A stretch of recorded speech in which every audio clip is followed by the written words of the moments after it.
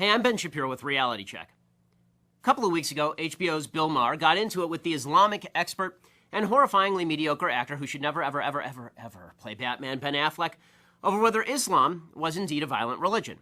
Here's the exchange. And you painting the whole religion with that. No, let's get down to who has the right answer here. 1 billion people, you say. All these billion people don't hold any of these... 5 or something. Don't hold these pernicious beliefs? No, I wouldn't... Well, they don't. Of course, he's not alone in taking the PC position that Muslims the world over are tolerant and liberal. He's joined by our president, Barack Obama. Islam teaches peace. Muslims the world over aspire to live with dignity and a sense of justice. Wow, it's just like John Lennon's Imagine. Now, the question isn't whether Islam itself is violent. It's what its adherents believe, because that's what they act upon. There's plenty of violent material in the Old and New Testaments. Hey, I'm an Orthodox Jew. I read the Old Testament a lot. But believers in those particular texts are not currently ramming airliners into towers or beheading journalists or mutilating female genitalia. So, let's examine the question. Is radicalism in the Muslim world a tiny minority phenomenon? So to answer that question, we need to define our terms. We're really not talking about people who are active terrorists. Radical beliefs are a lot broader than terrorists, and anybody who argues otherwise is being naive or foolish or disingenuous. But terrorists draw their moral, financial, and religious support from those who are not terrorists themselves. So, who are the radicals? Ben Affleck actually was right on this. There are approximately 1.6 billion Muslims on the planet, and they're from 49 different countries in terms of where they have a majority. All the population stats, by the way, are from Pew Research as of 2011. Indonesia is the world's most populous Muslim country. It's got almost 205 million Muslims living there. According to one 2009 poll, it showed almost 50% of Indonesians actually support strict Sharia law, not just in Indonesia, but in a lot of countries, and 70% blamed the United States, Israel, or somebody else for 9/11.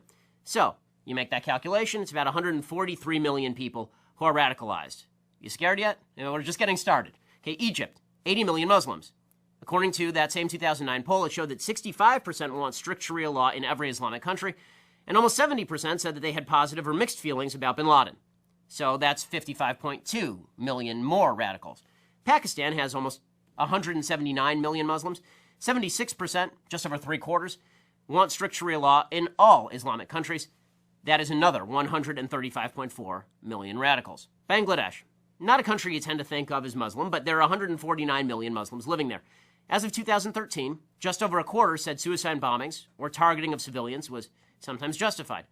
Another 82% want Sharia to be the official law of the country, and 2/3 said honor killings of women can sometimes be justified. Honor killings, 2/3. It's 121.9 million radicals. Nigeria, 75.7 million Muslims live there. 71% favor Sharia law. That's 53.7 million people. Iran, 74.8 million Muslims. 83% favor implementation of Sharia law as of last year. So that's 62.1 million more radicals.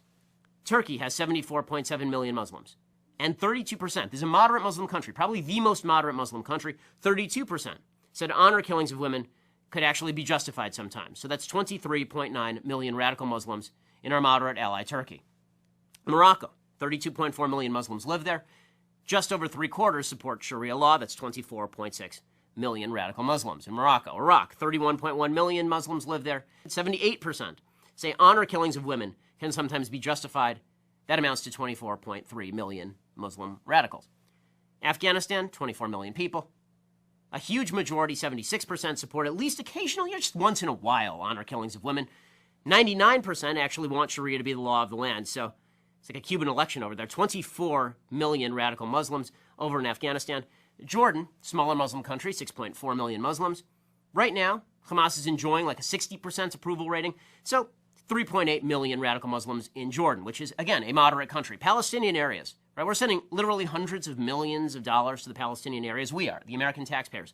4.3 million Muslims live in the Palestinian areas.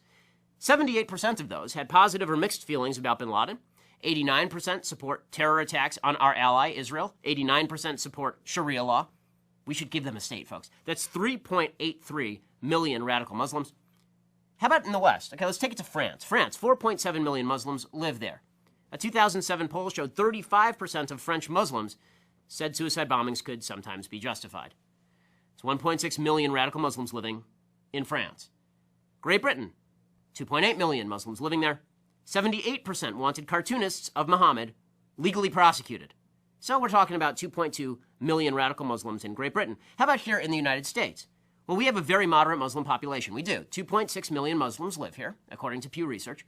13% said violence against civilians can be justified. 19% said they were either favorable toward al-Qaeda or just didn't know. Because who knows, really? That's almost 500,000 radical Muslims here in the United States. Here is the total of the countries that we've gone through just now. 680,030,000. 680,030,000 radical Muslims. And that's out of a total population in those countries of 942.4 million Muslims total. And it seems fair to assume that similar proportions of people in countries like Algeria, Syria, Sudan, Saudi Arabia, Yemen, Tunisia, Somalia, and Libya are also radicalized. And if they are, then, well, we're above 800 million Muslims who are radicalized. More than half the Muslims on earth.